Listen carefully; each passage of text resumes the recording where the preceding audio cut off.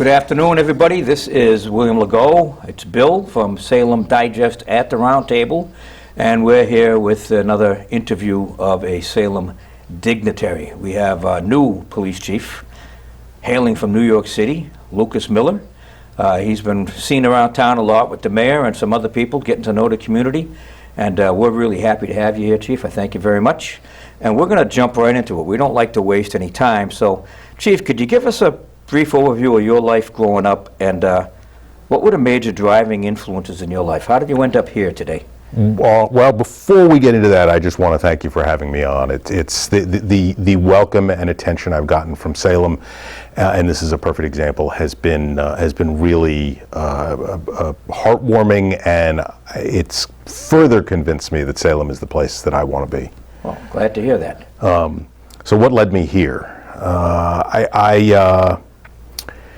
My folks went up to Cape Cod in 1959, and my uncle tells a good story. I grew up in New York, and my folks were living in New York, but they were dating other people, and this is 1959, and they went up to Truro on Cape Cod, and my uncle says, all I know is by the time the summer was over, your parents were dating each other, and that was all there was to it. But not only did they fall in love with each other, they fell in love with Truro, with Cape Cod, and so they arranged their lives. They were teachers, school teachers at the time. My father eventually became a professor and a professional jazz pianist. My mother became a full-time artist. And they really kind of arranged their lives so that they could spend every summer on the Cape. And so, lucky for me as a kid, I got to spend every summer on the Cape. And as a result, I fell in love with New England, and I fell in love with Massachusetts. And there came a summer in 1986, and I needed a summer job, and I was, I think I was 20 at the time. And my best friend said, hey, I just got a job as a summer cop in Wellfleet, next town over from Truro. You should do it too. And I thought, I don't want to be a cop. That doesn't sound like a lot of fun. But I needed a summer job, and there was something intriguing about it. So I took the job, and I loved it. There wasn't a lot going on Cape Cod. It's a quiet place now, and it was a much quieter place 35 years ago. But it was great fun to be a cop, and it was, in those days, it was relatively easy to be a summer cop. You didn't need there was training, but it wasn't as long as it is now. So I had this sort of instant experience, right? Here's your badge, and here's your gun, and you're a police officer. Go on out and figure it out. Right. But so I began to fall in love with it, but I eventually, in the winter of, 1989, the winter of 1989, I stayed year-round up there. Cape Cod is a lovely place, but it is awfully cold and lonely in the winter. It's barren and windy. Yeah, and I was 23 at the time, 24 at the time, and I was very lonely, and I thought, I want to go back to New York, but I want to be a police officer. So I applied to the NYPD, and I was able to get in relatively quickly. And so in the fall of 1990, I went into the NYPD Academy, and I loved it more and more. And I loved getting to know the people in where I was a police officer. I started out in Greenwich Village, which, as you can imagine, is a pretty exciting place to be a young police officer. Without a doubt. But as I got deeper and deeper into it, I had a better and better time. And I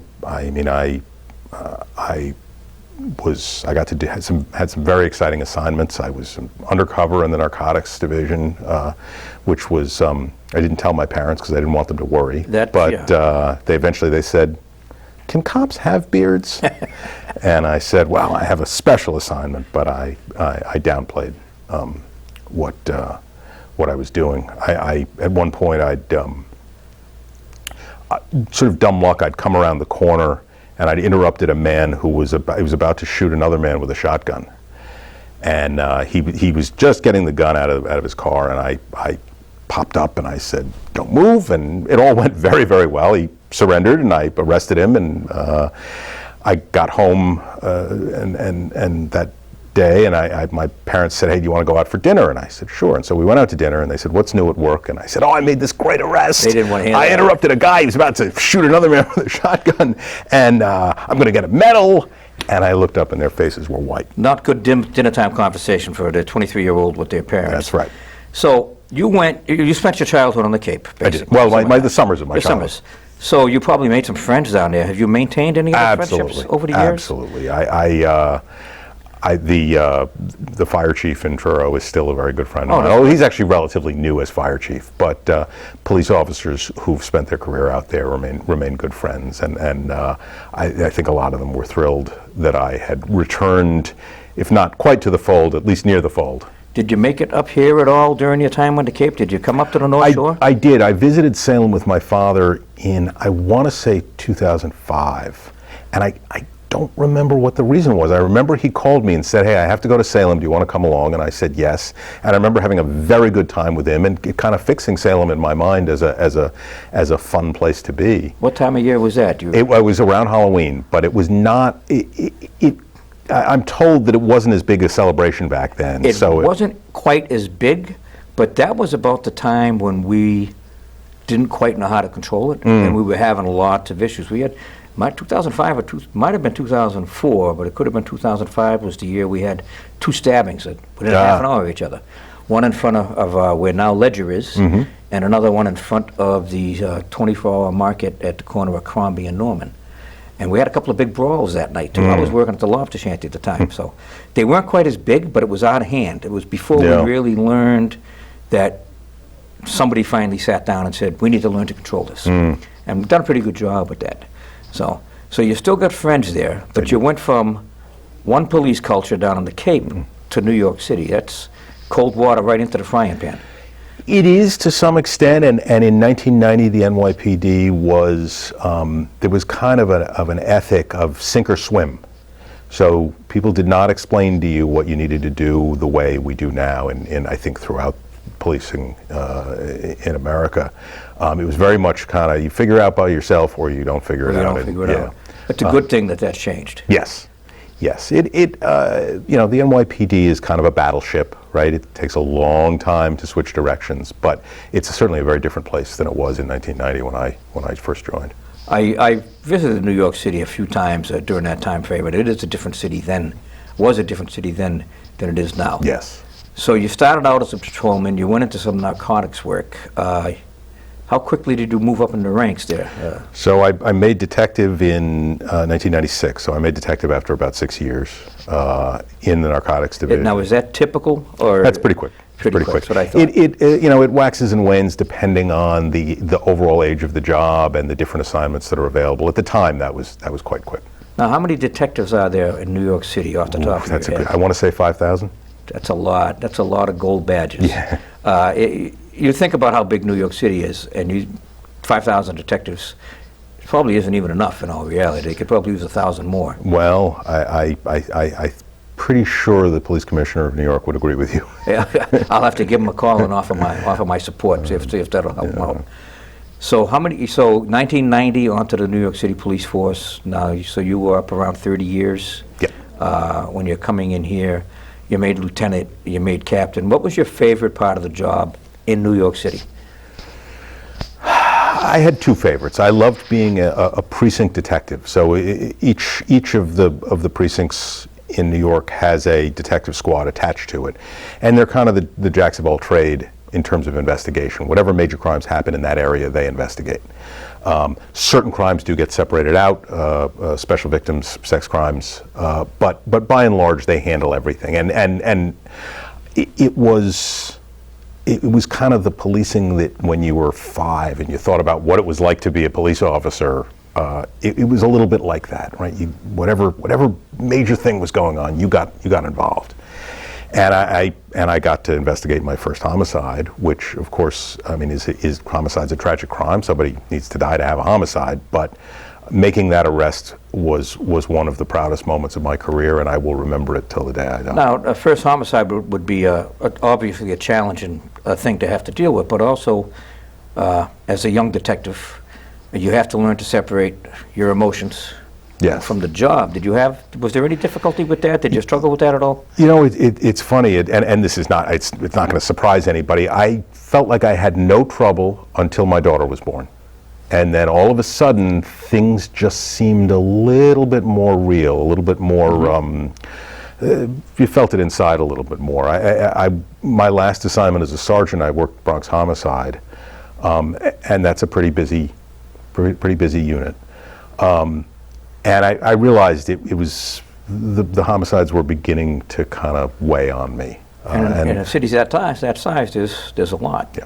That's something here in Salem, I can count on one hand the amount of murders we've had in this town in my lifetime. Maybe I might need my thumb on the other hand, I'm not sure. But well, and that's something to be thankful for, right? Absolutely.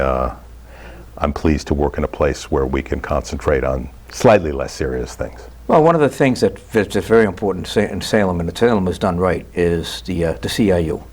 The community policing, the one-on-one policing, however you want to put it. Yep. The On-Point program at Palmer's Cove is a great program. I'm glad you think so.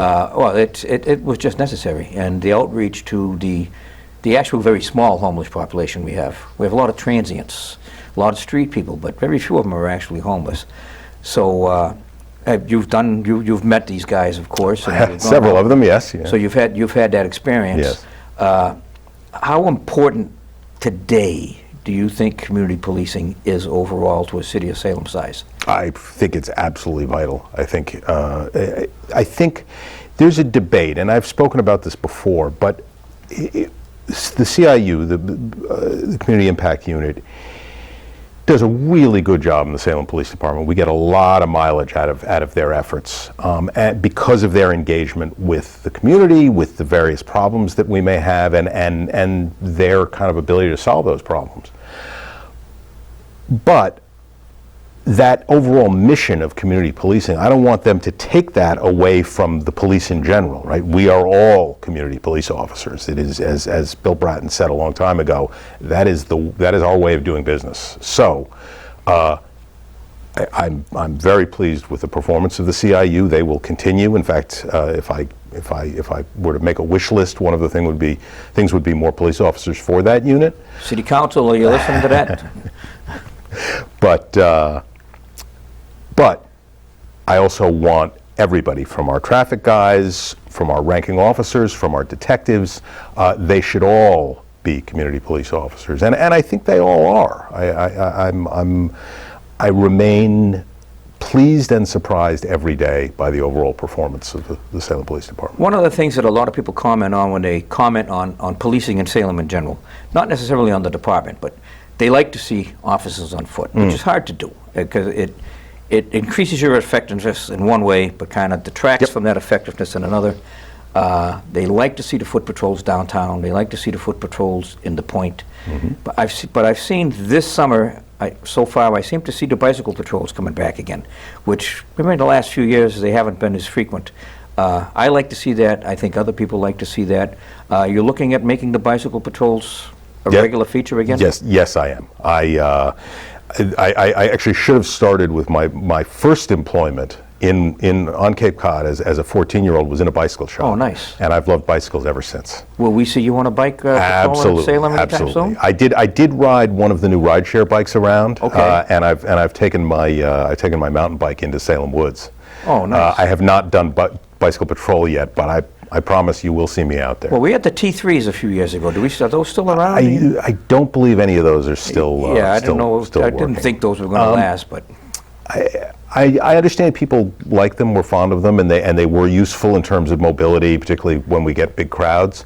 But I think we can do the exact same thing with bicycles. I think it was more of a PR thing. Yeah. There are photos and videos of Shaquille O'Neal buzzing around Salem on one of our officers' T3s from a few years back. If Shaquille O'Neal would like to come back, I will certainly lend him my bicycle. I will send Shaquille an invitation. That would not fit. He would not fit on my bicycle. Well, he barely fit on the T3. I mean, the T3 looked like a toy when he was standing up.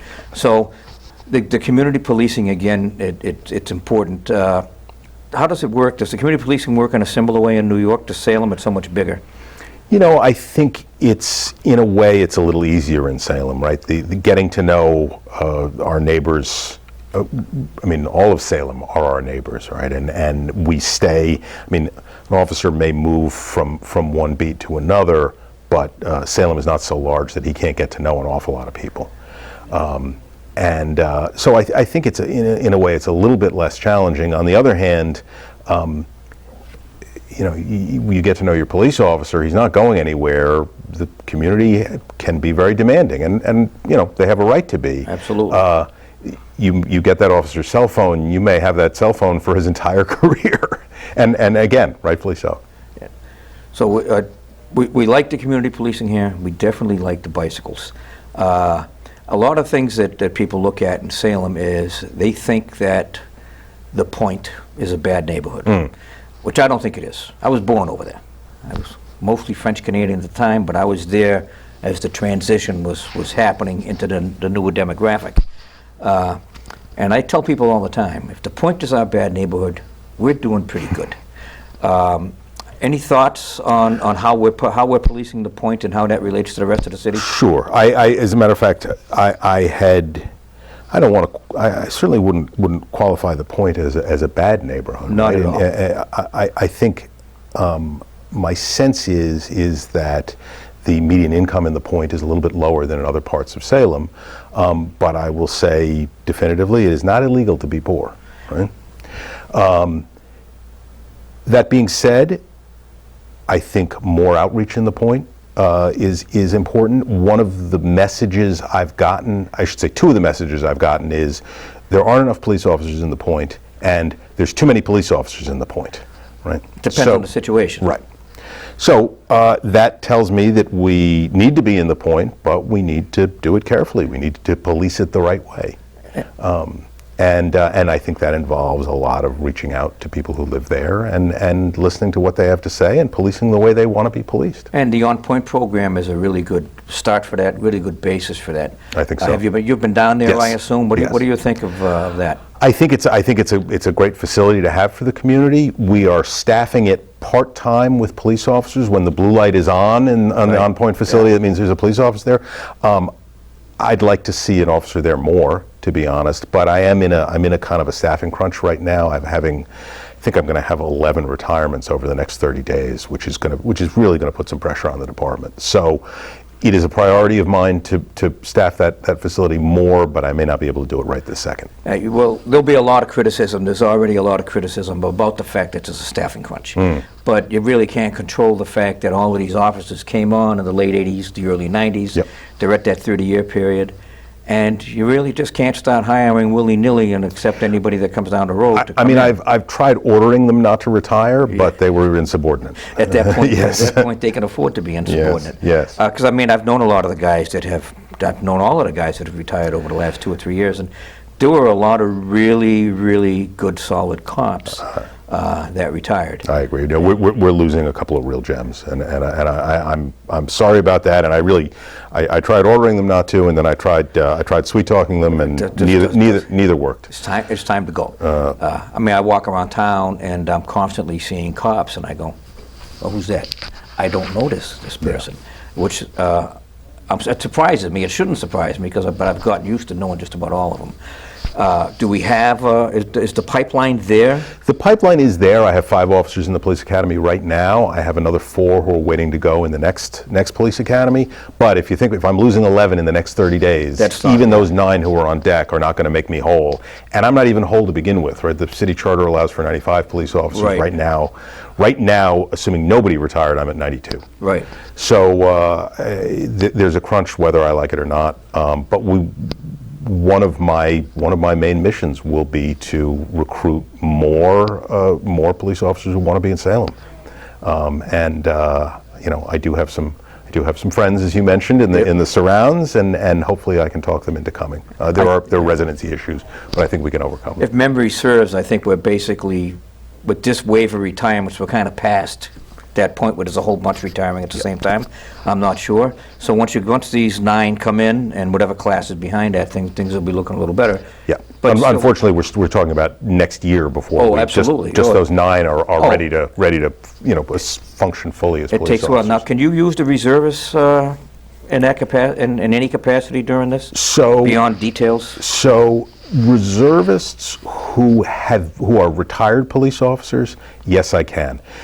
Criminal justice reform in Massachusetts is going to present some new challenges as far as police officers who are essentially on deck to go to the police academy cannot function as police officers. They need that full MPTC academy, and that will present some challenges as far as a reserve force goes. But again, the guy who runs the MPTC, Bob Frullo, is really working overtime to try to keep it from being too much of an impact on police officers. It's not a terrible thing that the requirement is there. No, and by, speaking globally, right, the more training, the better, the more certifications a police officer has, the better, as far as I'm concerned. Oh, absolutely.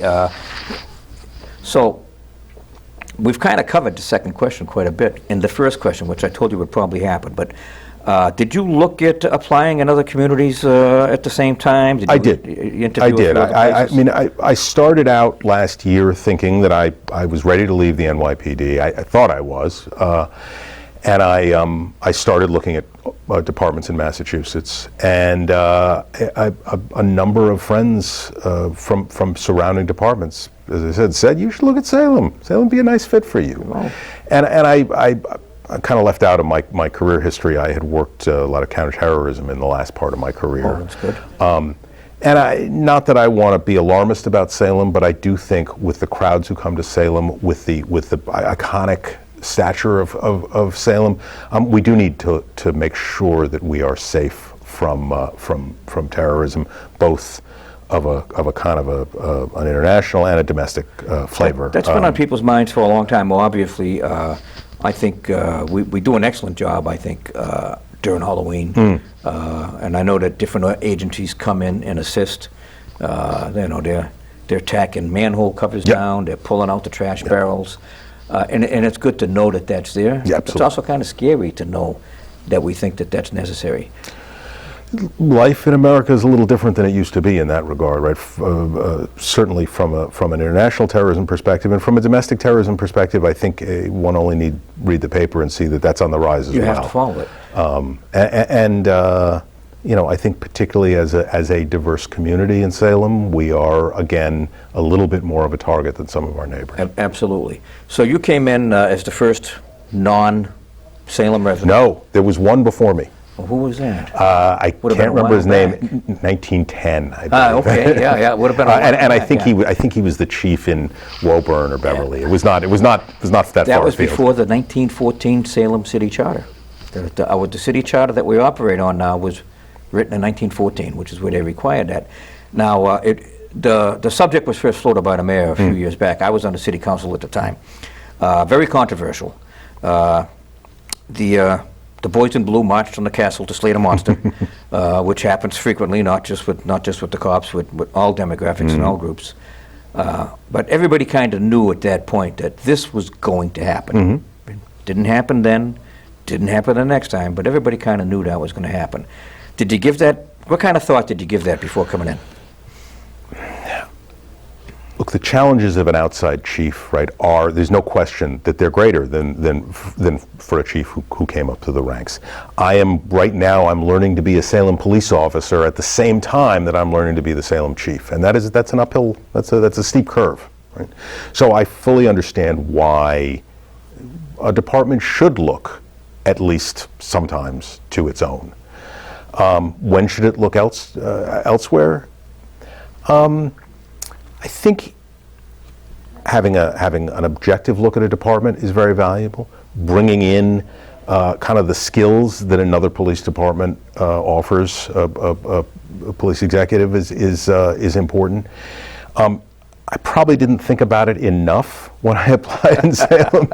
I was a little worried that it would be that I would get a kind of a frosty reception, and I'm very happy to say that it has not been frosty in the least. But I can't sugarcoat it, right? I'm a New Yorker, and I know I'll never be considered a native, but I do hope that Salem will accept me as one of its own, and as I said, every indication seems to be that you will. But I realize I will have to work extra hard to overcome that New York status, but it's something I'm looking forward to doing. I think the Salem townies, the way they look at it, I'm a townie, I don't look at it quite the same, but a lot of the old-time Salem townies look at it that if you were to move here today, buy a house here today, your children's children would be townies. Yeah. Well, I remember a story my parents told about a friend they had on the Cape who had lived there most of his life, and when challenged as a newcomer, he said, but I've lived here 30 years. And one of the locals said, "You're not from here, you're from there." That's right. That's right. Well, you got that down. That was well done. It's getting better, isn't it? That's well done. Thank you. Well, you'll know you've been here long enough when you start to talk like that without knowing you're doing it. When you'll be home in New York and a here or a there will slip in. I'm looking forward to it. Looking forward to it. You should. So. You've had time now to study the demographics, the crime statistics. You've been speaking with the residents. When you look at Salem's crime statistics, we've had some shootings lately, and now suddenly Peabody and Winthrop and Lynn has had additional shootings. We've had some violent incidents. What's your take on where we're at crime-wise in Salem, and where do you think we're going to be a year from now, 2 years from now? So Salem is a city, right? It's not. I mean, it's small, but it's a city. Small, but it's a genuine city, and it has the same issues that most cities have, and violent crime is a big one. As we spoke about earlier, violent crime is on the rise across the country, particularly in our urban environments. It's scary. It really is. This incident just the other day with the state trooper and the retired Air Force sergeant. I mean, that's a particularly scary incident in that's seems to have come from nowhere. Yeah. Well, and it seems likely that's going to be a hate crime. It seems like the killer targeted his victims because they were black, and that's. I mean, all homicides are galling, but that is particularly galling. So we'll hear more about that in the next couple of days, I assume. But in regard to violent crime in Salem, I think, I've spent a lot of time investigating violent crime. I was a detective, a detective sergeant, a detective lieutenant, specializing in that in New York. But I will admit that I don't have I don't want to say magic bullet. I don't have a magic solution to that. Doesn't exist. It's a three-part plan, and it would be a three-part plan anywhere, right? We need to have police officers on the street. Those officers on foot, on bicycles, in cars. You have to have a presence, right? You remind people who are fearful that we're there to protect you, and remind people who might be tempted to commit a crime, we're watching. And along those same lines, we need to reach out, community policing. We need to speak to people, find out where maybe we should be applying those that omnipresence that I was talking about, and we need to reassure people that we're paying attention, and we need to listen to what they have to say. Is there information that they can give us that will be helpful in either in policing in general or investigating specific crimes? And then finally, we need investigations, right? If somebody does commit a violent crime, we need to remove them from the streets in some fashion. Whether that's getting them some kind of mental health help, or if necessary, sending them to jail. As a last opportunity to do that, of course, we touched on the On Point program, which is basically outreach to youth. Now we've got a Boys and Girls Club here in Salem, does a really bang-up job. We've got a solid YMCA and some other youth groups. Any plans to try to increase the outreach into the schools and to the kids, especially in the summertime? So one of the programs, again, I can take no credit for this. It was long before I got here. One of the really successful programs in the Salem Police was the Citizens Police Academy. Yes, very popular. And we will be it was kind of put on hiatus because of COVID, but we'll be starting again in September. So as soon as we're a little bit more up and running, we'll be putting out advertisements for that. But a little farther down the road, something I'd like to see would be a teen police academy, a youth police academy, civilian police academy. It's a marvelous way to get people to understand what the police do, and at the same time, it's a marvelous way to get my officers to interact with their constituents, with Not the unlike public. an ROTC program, but shorter term. Well, yes. Yeah. I mean, I think I hesitate to have them march around the building like an ROTC program. Well, yeah, but I probably wouldn't hesitate to do that. But that would be a solid move. But that would also create a little bit of controversy with the current politics, not just in Salem, across the country. There would be some to object to that. But if you done right and done openly, I think it would be a good solid move. I'm self-evidently right. I'm a believer in the institution of the police. I realize we have some critics and some who have legitimate criticisms, like anybody, some who don't. But I think the way to answer our critics, right, is to let them get to know us. Absolutely. And this is a way to invite more people into the police station and let them get to know us. So I want to segue into a very relevant and suddenly a very contemporary question, a very, very timely question over the weekend. We had a tragedy up at the Salem Willows involving a young gentleman that was riding a motorcycle on the streets after dark with a large amount of other riders with them, which has become, I don't know if epidemic is the right word, but you really have 15, 20, 30 people riding around, not obeying the rules and regulations of the road, with probably a lot of uninspected vehicles. Some of them may be inspected. Most people find it to be a loud and inconvenient nuisance. It's also a dangerous nuisance. Yes. How do we handle that? Is there a way to deal with this? I think, again, to sound like a broken record, there is no magic solution, right? One day I may be able to shut off people's scooters by remote control, right? But I can't right now. I've read that, yeah. And it's a particularly difficult thing to police, right? If we chase somebody on a scooter and they wind up crashing, that's really on us, right? Because it's not, we have to practice a reasonable pursuit standard. If you're pursuing somebody for something that is not worth the danger, and you have to terminate that pursuit. That being said, we can't just abdicate our responsibility to enforce the law here. We have to do it carefully. And that will involve trying to pull illegal scooters over, and if possible, and particularly where the scooters are unregistered and uninspected, we can seize those scooters, and we will write citations or make arrests. But it's a difficult one to do, but it's one we're committed to doing. Do you think an educational aspect in the schools and like I said, a teens or high school police academy would help in that regard? I do. They're not kids, these guys. Well, most of them. I think it runs the gamut. I've seen men as old as myself. Yes. But also teens. Yeah.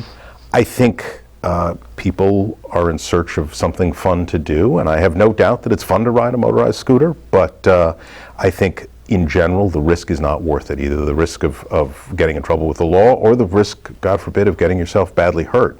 And you alluded to the incident over the weekend, which is a tragic example of that. Now, in conjunction with that, and again, the details are scarce, so the investigation has to play out, there are reports of somebody on a skateboard. Now, there are skateboards out there these days, I'm just amazed, that are motorized. And they're controlled by a hand device. And I saw one come through the parking lot over here one day last weekend, and I swear he accelerated from 0 to 25 in about 6 seconds. I think those same electric motors that make Tesla's fun cars to drive can make a skateboard a pretty powerful motor vehicle. Somebody who seems to know what he's doing said that they can hit up to 40 miles an hour. Now that's something obviously that, I mean, how do you enforce that? And there are no rules on that right now. I think somewhere down the road there's going to have to be ordinances and rules that come down on that. I mean, if you're riding in a pedestrian area and you're endangering pedestrians, right? That's illegal. There's no question. But you're right. It's a new technology, and we need to be able to respond to that. I mean, it's a motor vehicle. It's a small motor, but it's a motor vehicle, and I see these. I don't really see them on sidewalks. No. The regular skateboards, you see those on sidewalks a lot. Yeah. But that's just another thing that you're going to have to deal with moving forward on how do you deal with that? How do you regulate that without any rules being on the road? So have you've appeared before the city council. You've met all 11 of those characters. You've met the mayor. Have you been into your plans to go into the schools yourself? Absolutely. Absolutely. Have we started that yet? So I've been in touch with Dr. Zweig. I mean, he's an impressive fellow, and seems very receptive to us having a presence in the schools. We have 2 school resource officers currently assigned. Manpower issues are making the summer a little difficult to schedule, but they're committed, and they will be come fall. They will be back in the schools, and I think welcome there. Absolutely, it's something that has to be done. I know the DARE program has kind of faded away over the years for different reasons. We used to have Mike Fector was our DARE officer. I think he's one of your retired guys. I don't know if you've met him. He was really good. I worked at the Y at the time when Mike was the DARE officer, and he really did an excellent job. So as you go around the city, you're becoming familiar with the neighborhoods: North Salem, South Salem, the Willows, Mack Park. You've hit the entire city. Yes. Yes. Again, I can't claim any kind of intimate knowledge like I hope to have soon. But, well, it's we're a tightly contained 8 square miles. Pretty dense, not as dense as parts of New York City, not as dense as Somerville.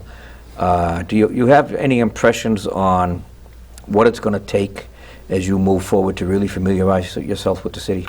Well, my first day I brought my bicycle into the office, and I thought I'll go for a ride every day at lunch, and I'll explore a different part of the city, and I'll get to know the city in no time.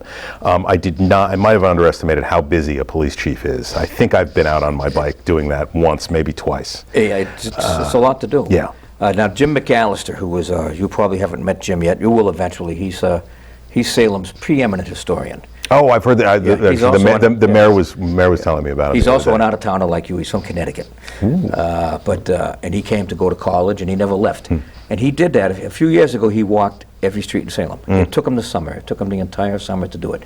And he found some streets that he didn't know existed, included some byways and things like that. So you'll be dealing also with the neighborhood groups. We're very big with neighborhood groups in here. I'm sure you'll be meeting all of those. Have you been to any of the neighborhood meetings? I've been to Zoom neighborhood meetings. No, I haven't been in person. But as the world opens up after COVID, I'm looking forward to, for the time being anyway, I'm looking forward to meetings in person. It may get old at some point. But the Mack Park Neighborhood Association, in particular, are very big supporters of the Salem Police Department. I'm sure you've heard, especially of the K-9 program. So we've got the canines, we've got the bicycles, got the motorcycles still? We still have motorcycles. All of those programs, are suffering because of my personnel problems, and unfortunately, the canine program is probably the biggest victim.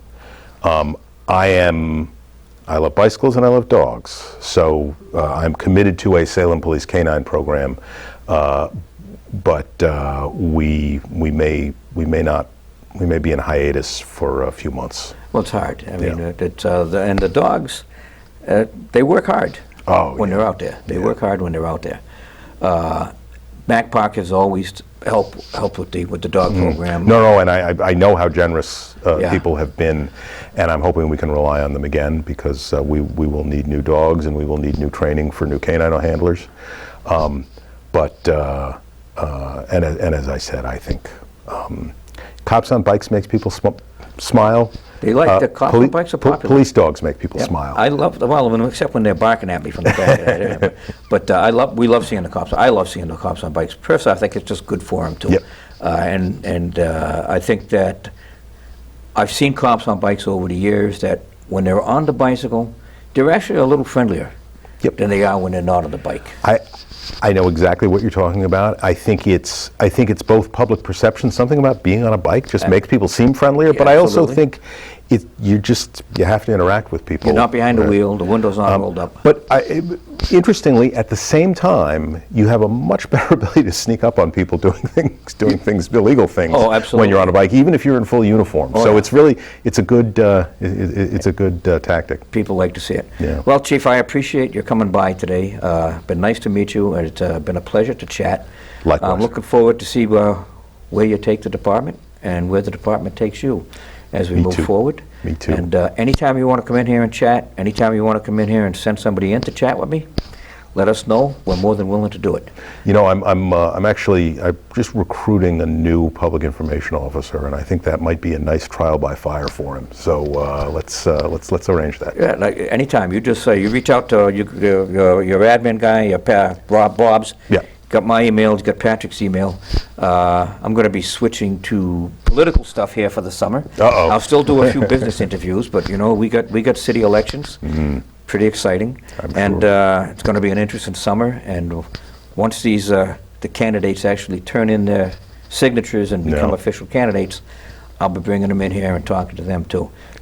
So Well, as police chief, I have to be apolitical. On the other hand, I just got my my voter registration for Salem, so I'll be proud to vote in that election. And even we'll if be happy. even if I won't tell you who I'm going to vote well, for. and you shouldn't, and I would never ask. And I present as best I can an apolitical position in everything that I do.